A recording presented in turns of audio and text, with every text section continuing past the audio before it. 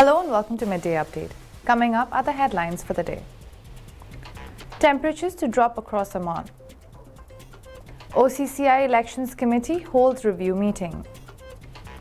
Muscat to be base for Argentina World Cup fans. Google allows Donald Trump's app Truth Social on Play Store. North Korea test fires long-range strategic cruise missiles, says state media.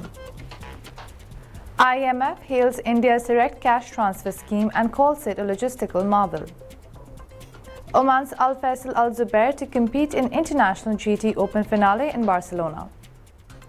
Panama to meet Qatar and Saudi Arabia in friendlies. Those were the headlines. Now for the local stories for the day. The Sultanate of Oman may witness a gradual drop in temperatures during the next 2 days, Oman Meteorology said on Thursday. A statement issued online by Oman Meteorology said the following.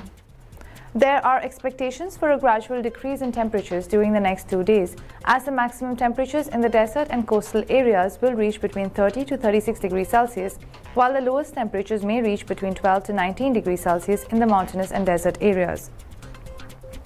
Oman Meteorology said in its daily weather forecast that the weather will be normal with clear skies over most governorates of the Sultanate of Oman, with chances of late night to early morning low-level clouds or fog patches over parts of South al-Sharqiya, Dhofar and Al-Wusta governorates. The expected maximum and minimum temperatures on Thursday will be 35 degrees Celsius and 24 degrees respectively in Muscat, 26 degrees and 15 degrees in Seg, 39 degrees and 24 degrees in Ibri, 36 degrees and 27 degrees in Rustaq, 38 and 22 degrees in Haima and 36 and 25 in Khasab. A meeting of the OCCI Elections Committee was held at the Ministry of Commerce, Industry and Investment Promotion. It was chaired by Dr. Saleh bin Said Massan, Under-Secretary of the Ministry of Commerce, Industry and Investment Promotion for Commerce and Industry and Chairman of OCCI Elections Committee. A number of details related to the elections for the membership of the board of OCCI and the boards of its branches in the governorates as well as the standing of candidates were revealed. The date for filing of nominations was from 25th September to 29th September 2022. Ali bin Salam Al-Kasbi, Director of Legal Affairs Department at OCCI, said the Royal Decree No. 56/22 on issuance of the System of Oman Chamber of Commerce and Industry has detailed the prerogatives and powers of OCCI, which included proposal of the general strategy regulating the activities of the private sector and setting the plan necessary for execution of the strategy.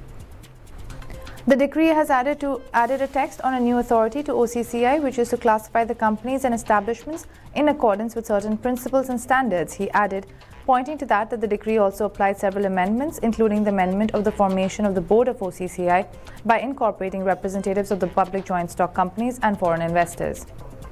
He also pointed out that there are 5 seats for representatives of the public joint stock companies and 1 seat for representatives of foreign investors who are residents in the Sultanate and other seats for the branches of the OCCI in the governorates. The total number of OCCI boards stands at 21, including 10 members from the governorates and 11 members from Muscat governorates. With just over a month left for the kickoff of the world's greatest football spectacle, FIFA World Cup Qatar 2022, the football fever has started rising in the region. The Sultanate of Oman is hoping to make Muscat one of the preferred destinations for football fans from across the world with attractive offers from airlines and hotels. In an encouraging development of football, a large group of Argentina fans have confirmed that they would make Muscat their base during the World Cup event.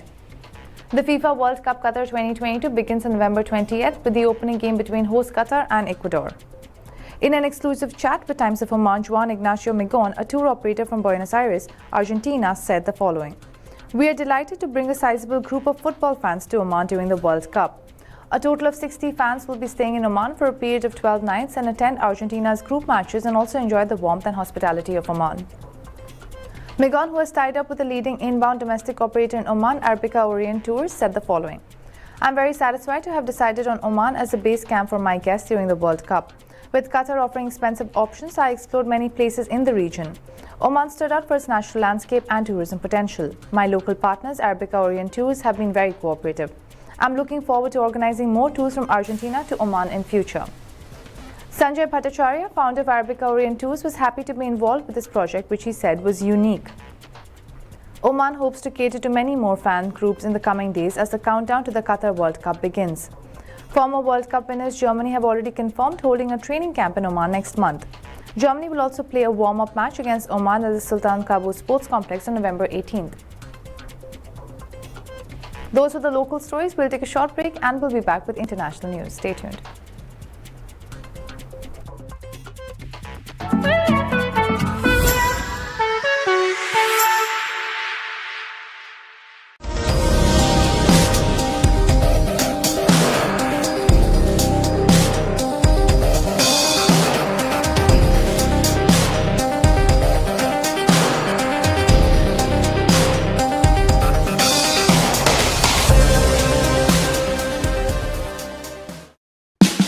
Oman's largest online supermarket now has no minimum order limit. From grocery to household items, Rafiq has everything that you want.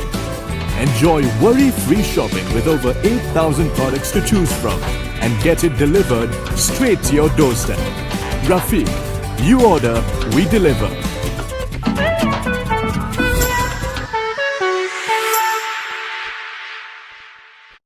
Welcome back to Midday Update. Now for the international stories. Former President Donald Trump's social media app Truth Social is now available for download on the Google Play Store.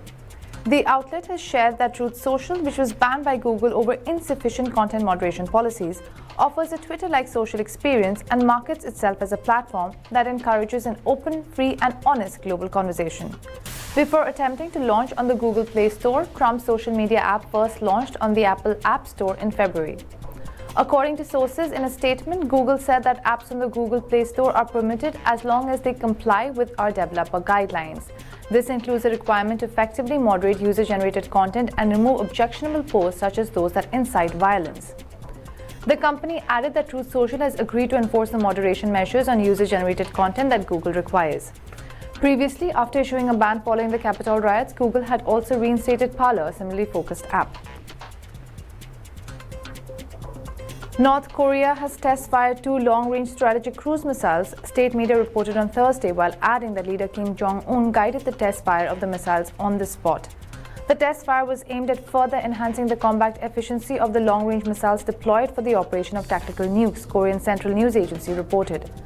Kim Jong-un expressed great satisfaction over the result of the test fire and appreciated the high reaction capabilities of the country's nuclear combat forces, the state media added.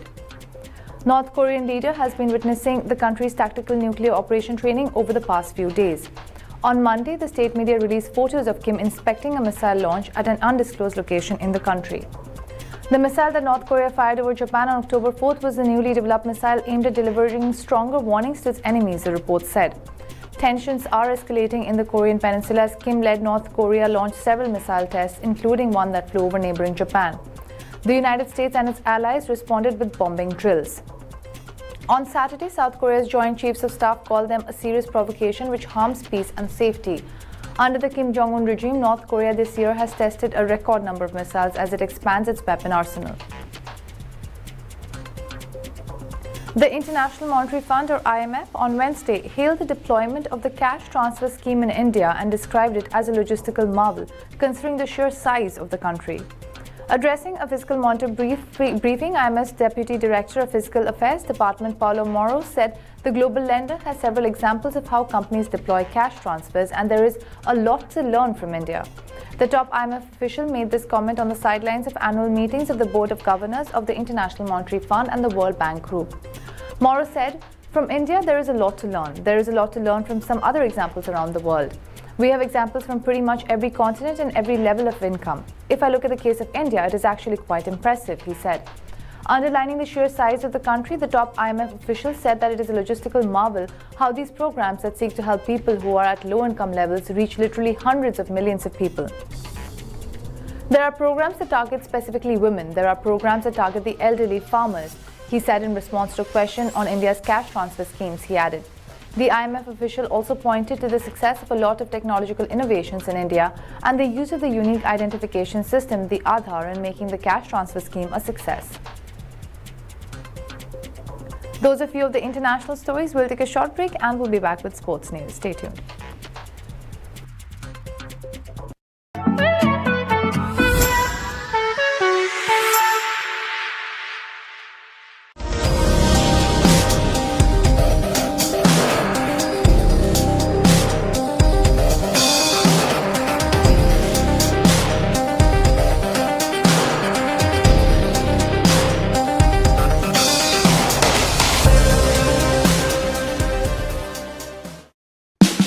Oman's largest online supermarket now has no minimum order limit.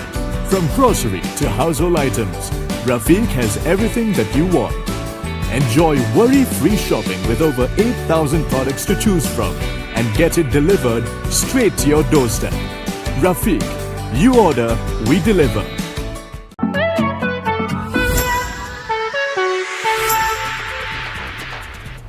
Welcome back to Midday Update. Now for the sports stories.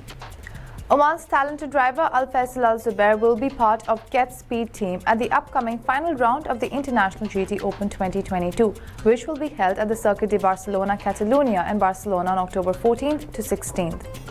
Al Faisal recently concluded his maiden participation season in the 2022 Fnatic GT World Challenge Europe powered by AWS Endurance Cup at the same venue.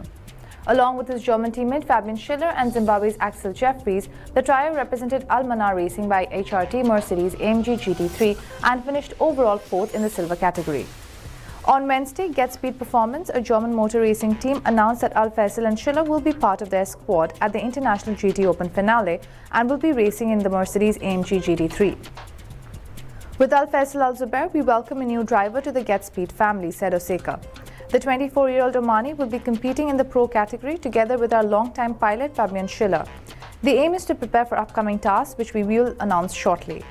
Among Al Faisal Al Zubair's greatest successes are the victories in the Porsche's GT3 Cup Challenge Middle East in 2018 and 2019.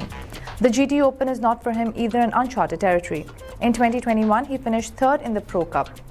2 races are scheduled for the finale of the GT Open this weekend. Panama will play friendlies against Qatar and Saudi Arabia next month, the Central American Nations Football Federation said on Wednesday. The Canelones will meet Qatar in Marbella, Spain on November 5th and Saudi Arabia in Abu Dhabi 5 days later. Thomas Christiansen's men will also confront Cameroon in Abu Dhabi on November 18th. Panama missed the place at this year's World Cup in Qatar by finishing 5th in the North Central American Caribbean region's qualifying group, 4 points shy of a playoff berth. Qatar and Saudi Arabia and Cameroon have all qualified for football's showpiece event to be played in Qatar from November 20th to December 18th.